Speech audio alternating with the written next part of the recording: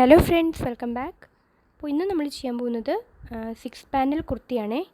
അപ്പോൾ ഇത് 34 ഇഞ്ച് വീതി വരുന്ന മെറ്റീരിയലാണ്.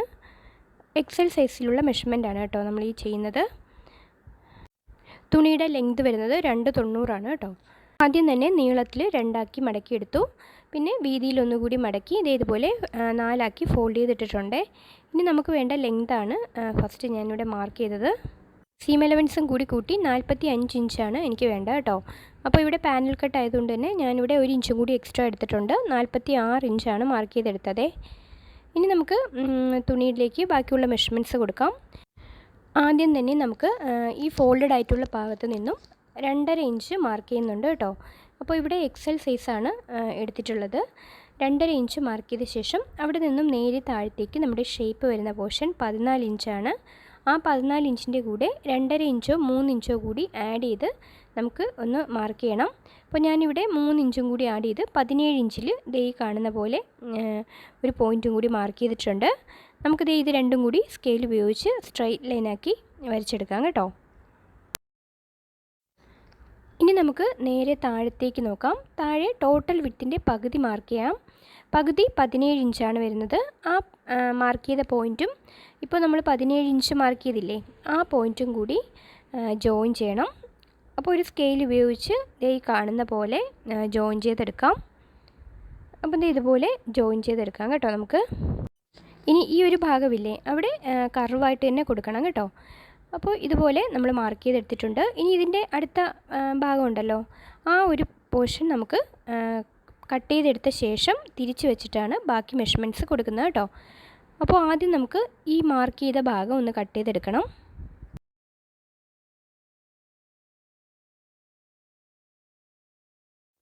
അപ്പോൾ നമ്മൾ കട്ട് ചെയ്തെടുത്തിട്ടുണ്ട് കേട്ടോ. അപ്പോൾ ഇതുപോലെ നമ്മൾ കട്ട് ചെയ്തെടുത്തിട്ടുണ്ട് കണ്ടോ. അപ്പോൾ ഞാൻ കുറച്ച് താഴേക്ക് വെച്ച് കാണിച്ചതാണേ. ഇനി നമുക്ക് ബാക്കി ഈ പീസ് ഉണ്ടല്ലോ, ആ പീസിൻ്റെ ആ അറ്റം ഉണ്ടല്ലോ, അവിടെയാണ് നമുക്ക് ഈ കാണുന്ന പോലെ എടുക്കുക, ശേഷം തിരിച്ച് വെക്കുക കണ്ടോ. അപ്പോൾ ആ സൈഡ് തേരുവശമാണ് കേട്ടോ. ആ ഭാഗം ഇതേപോലെ എടുത്ത് വെക്കുക. അപ്പോൾ ഇങ്ങനെയാണ് നമുക്ക് ഈ ഒരു 6 പാനൽ കുർത്തി കട്ട് ചെയ്യേണ്ടത്.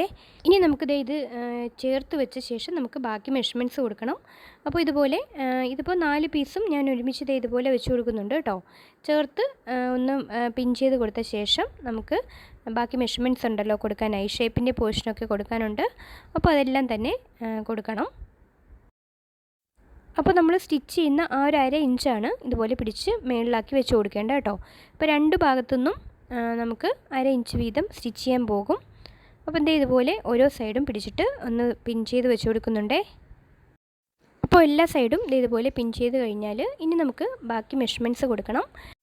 അപ്പോൾ മുകളിൽ നമുക്ക് കൊടുക്കേണ്ടത് ഷോൾഡറിൻ്റെ ഹാഫാണേ. ഇവിടെ 7 ഇഞ്ചാണ് കൊടുക്കുന്നത്. അപ്പോൾ 7 ഇഞ്ച് മാർക്ക് ചെയ്തെടുക്കുന്നുണ്ട്. ഇനി താഴത്തേക്കും ആം ഹോളിനും 7 ഇഞ്ച് കൊടുക്കുന്നുണ്ട്. പിന്നെ നമുക്ക് ചെസ്റ്റിൻ്റെ ഭാഗം വരുന്നത് 12 ഇഞ്ച് നമുക്ക് ടോട്ടൽ കിട്ടും കേട്ടോ. അപ്പോൾ അത് മുഴുവനായി ഞാൻ എടുത്തിട്ട് ഇതുപോലെ മാർക്ക് ചെയ്യുന്നുണ്ട്. ഇനി ആം ഹോളൊന്ന് വരച്ചു കൊടുത്തിട്ടുണ്ട്. പിന്നെ നമ്മൾ 14 ഇഞ്ച് മുകളിൽ നിന്നും എടുത്ത ശേഷം അവിടെ എത്രയാണോ നമ്മുടെ ഷേപ്പ് വരുന്നത് അവിടെ ഒന്ന് മാർക്ക് ചെയ്യണം. അപ്പോൾ അതും കൂടി കൊടുത്തു കഴിഞ്ഞാൽ ഇനി നമുക്ക് ചെറുതായിട്ട് താഴെ ഭാഗം ഒന്ന് ഒതുങ്ങി കിടക്കാൻ വേണ്ടി നമുക്കൊരു കുറച്ച് എത്രയാണോ നിങ്ങളുടെ വിഡ്ത്ത് വരുന്നത് ആ വിഡ്ത്തിൻ്റെ കൂടെ ലൂസും കൂടി ഇട്ട് നിങ്ങൾക്ക് ആഡ് ചെയ്ത് കൊടുക്കാം. ഇത് എ ലൈനായിട്ടാണ് കേട്ടോ വരുന്നത്. ഇനി നമുക്ക് ഇതെല്ലാം കൂടി ജോയിൻ ചെയ്ത് ഇതുപോലെ ഒന്ന് മാർക്ക് ചെയ്തെടുക്കണം.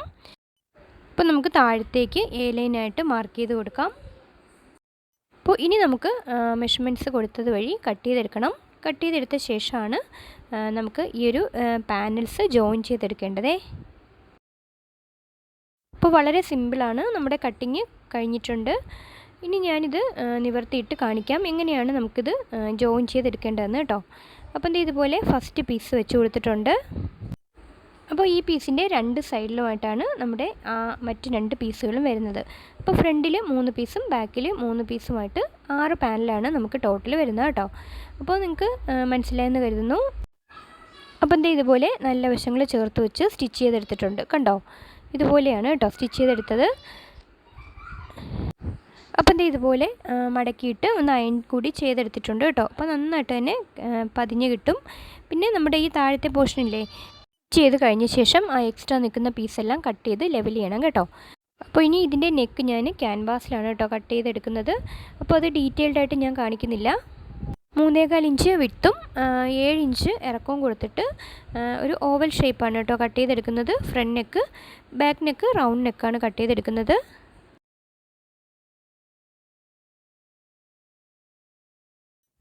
അപ്പോൾ 2 നെക്കും ഇതുപോലെ ഒരു തുണിയിൽ വെച്ചിട്ട് അയൺ ചെയ്തെടുത്ത ശേഷം നെക്ക് സ്റ്റിച്ച് ചെയ്യുകയാണ് ചെയ്യുന്നത്. ബാക്കി എല്ലാം തന്നെ നമ്മുടെ സാധാ കുർത്തി ചെയ്യുന്നത് പോലെ തന്നെയാണ്. അപ്പോൾ അതുകൊണ്ട് തന്നെ ഞാൻ കൂടുതൽ കാണിക്കുന്നില്ല കേട്ടോ. അപ്പോൾ സ്ലീവ് കട്ട് ചെയ്തെടുത്തിട്ടുണ്ട് കേട്ടോ. ഷോർട്ട് സ്ലീവാണ്. അപ്പോൾ എങ്ങനെയാണ് സ്ലീവ് കട്ട് ചെയ്യുന്നുള്ള വീഡിയോസൊക്കെ നമ്മുടെ ചാനൽ അപ്ലോഡാണ്. ഇനി സൈഡ് കൂടി ക്ലോസ് ചെയ്തെടുത്താൽ മതി. അപ്പോൾ നമുക്ക് ഫൈനലായിട്ടുള്ള ലുക്ക് കൂടി കാണാം.